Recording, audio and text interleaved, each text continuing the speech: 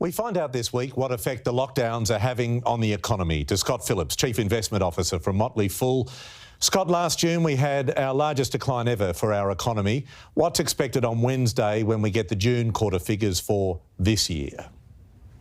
Peter, good evening. Yeah, they were terrible figures this time last year. The good news is economists expect these ones to be better than that.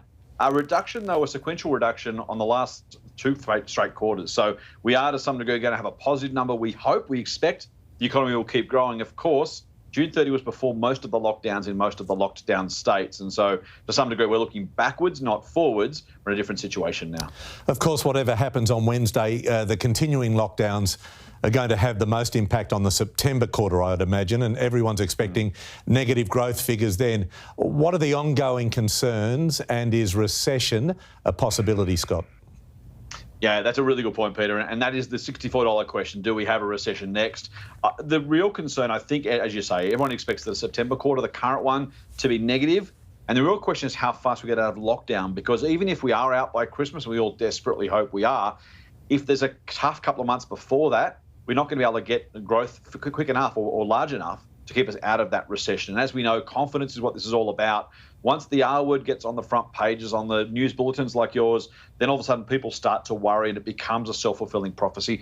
I'm an optimist by nature, as you know. I think we will be okay in the December quarter, but of course it does very much depend on the spread of the virus and what the premiers and the Prime Minister do.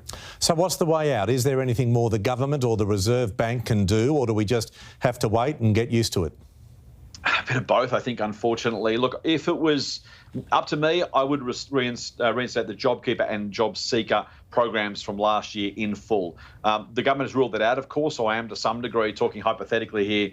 But the reality is JobKeeper and JobSeeker allowed lots of money to go through the economy and also kept that really important linkage between workers and the boss and the company they work for. It is important to support people out of work, but if you can kind of put everything in a bit of a deep freeze, put it in stasis for a while, when things do return, if people can go straight back to their old jobs, keep spending the way they know they can, pay their mortgages, that's really, really important. Without that, I am hoping to some degree there is some sort of stimulus in maybe October or November. The Treasurer might find his way to a one-off cash payment or something similar, just to pump prime the economy, to kind of give it that kickstart that might keep us out of recession. OK, can you give us something to look forward to tomorrow? Big gains on Wall Street. Do you think investors here will benefit?